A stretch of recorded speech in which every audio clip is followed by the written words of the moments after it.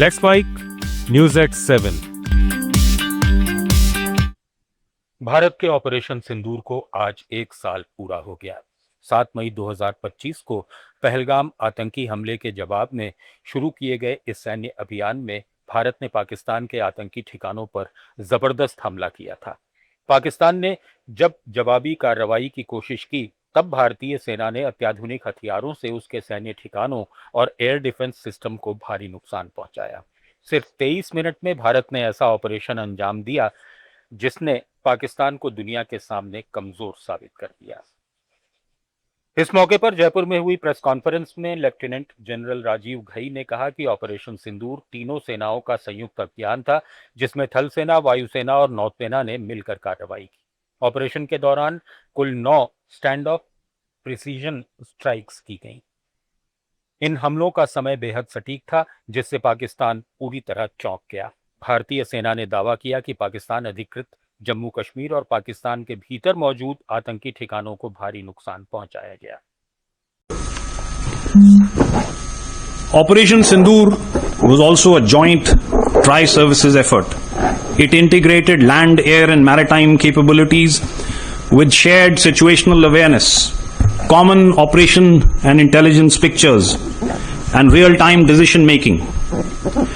Standoff precision strikes, 9 in all, 7 executed by the Indian Army and 2 by the Indian Air Force were timed to perfection, achieved total surprise and inflicted maximum damage in each established hub deep in Pakistan occupied Jammu and Kashmir and heartland Pakistan, signaling that no sanctuary is. Vice admiral A N Pramod ने कहा कि हमारा प्रयास दुश्मन से आगे रहने के लिए अपनी युद्धक रणनीतियों की लगातार समीक्षा करने पर केंद्रित है। विमान वाहक पोत विक्रांत, कोलकाता और विशाखापत्तनम श्रेणी के विध्वंसक जैसे स्वदेशी जहाजों के प्रदर्शन ने स्वदेशी क्षमताओं, गहरे समुद्र में युद्ध की तैयारी और एकीकृत युद्ध कौशल में भारतीय नौसेना के निवेश को सही साबित किया।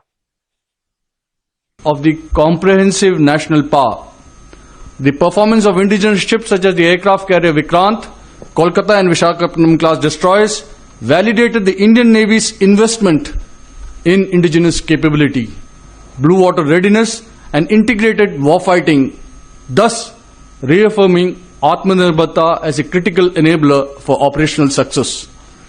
To conclude, I would like to assure the citizens of Bharat that the Indian Defence Forces, including the Indian Navy, remain ready and forward deployed.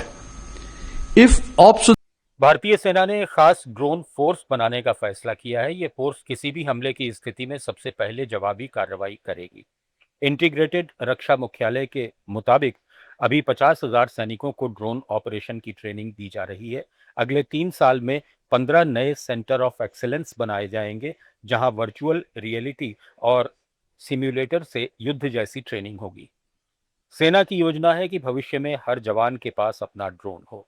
Her core में 8,000 ड्रोन तैनात किए जाएंगे, जिससे करीब 1 लाख ड्रोन की ताकत तैयार होगी। भारत अब दुश्मन के सस्ते ड्रोन हमलों से निपटने के लिए लेजर हथियार, जैमिंग और स्पूफिंग जैसी तकनीक का इस्तेमाल कर रहा है। पश्चिम बंगाल विधानसभा चुनाव में तृणमूल कांग्रेस की हार के बाद सियासत गरमाई हुई है। समाजवादी पार्टी प्रमुख अखिलेश यादव आज कोलकाता पहुंचे और निवर्तमान मुख्यमंत्री ममता बनर्जी से उनके कालीघाट आवास पर मुलाकात की। इस दौरान अखिलेश यादव ने ममता बनर्जी का हौसला बढ़ाते हुए कहा कि आप हारी नहीं हैं। उन्होंने ममता बनर्जी को उपहार भी भेंट किए। इस दौरान अखिलेश ने टीएमसी के राष्ट्रीय महासचिव और ममता के सांसद भतीजे अभिषेक बनर्जी को गले भी लगाया। मुलाकात के बाद मीडिया से बातचीत में उन्होंने कहा कि लोकतंत्र को बचाने की इस लड़ाई में उनकी पार्टी दीदी के साथ खड़ी है। उन्होंने उम्मीद जताई कि बंगाल में जो हुआ उसके बाद देश की जनता जाग जाएगी। न्यूज एट 7 में फिलहाल इतना ही। बने रहिए लेट्स माइक के साथ। आप सुन रहे थे let's mic more than radio. Follow कीजिए हमें हमारे सोशल मीडिया प्लेटफॉर्म्स पर। It's time for news. It's time for more than radio. Presenting the first radio news app, Let's Mic. Let's Mic, a news-based app on